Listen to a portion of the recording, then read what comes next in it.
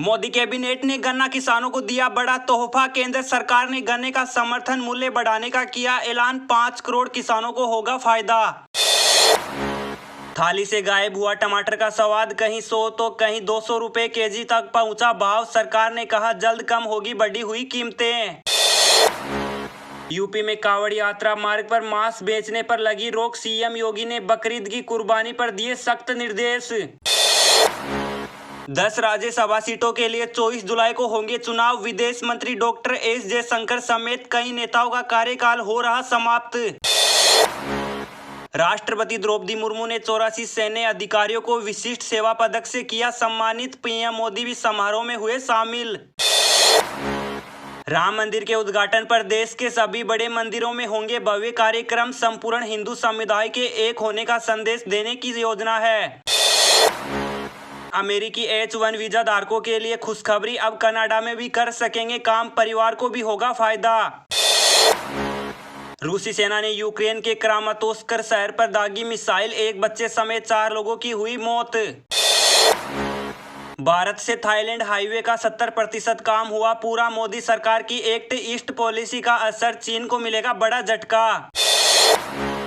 नहीं थम रहा छटनी का दौर, क्रेडिट सुइस और गूगल वेज हजारों कर्मचारियों से छीनेगी नौकरी। मैकेनिक की दुकान पर अचानक पहुंचे कांग्रेस नेता राहुल गांधी, पेचकस लेकर रिपेयर करने लगे बाइक, लोगों से बढ़ा रहे सरोकार। चावल मिला नहीं, अब गरीबों को अन्न भाग्य योजना के तहत इतने पैसे देगी कर्नाटक सरकार। 2025 तक उड़ान भरने के लिए तैयार होगा भारत का तेजस MK2। राफेल से अभी बेहतर होंगे ये विमान। कल का युद्ध लड़ने के लिए विकसित दृष्टिकोण अपनाने की जरूरत, वायुसेना प्रमुख मार्शल VR चौधरी का बड़ा बयान। कैलाश मानसरोवर यात्रा का विकल्प बनेगा पुरानी लिपुलेख चोटी से कैलाश दर्शन, तैयारियों में जुटी सरकार।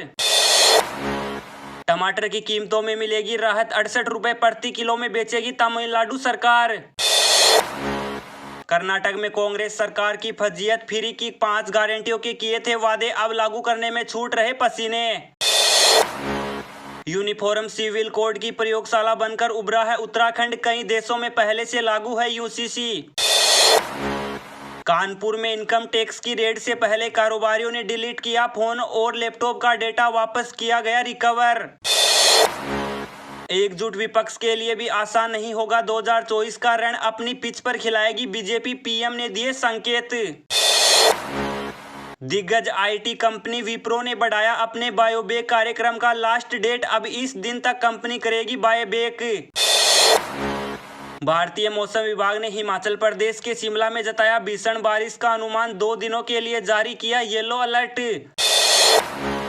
श्रीलंका को भारत के खिलाफ इस्तेमाल होने नहीं देंगे, राष्ट्रपति रानिल विक्रमसिंघे ने कहा चीन के साथ कोई सैन्य समझौता नहीं। अंतर्राष्ट्रीय उच्च शिक्षण संस्थानों की सूची में पहली बार टॉप 150 में शामिल हुआ भारतीय संस्थान, 149वीं रैंक से IIT बॉम्बे ने रचा इतिहास।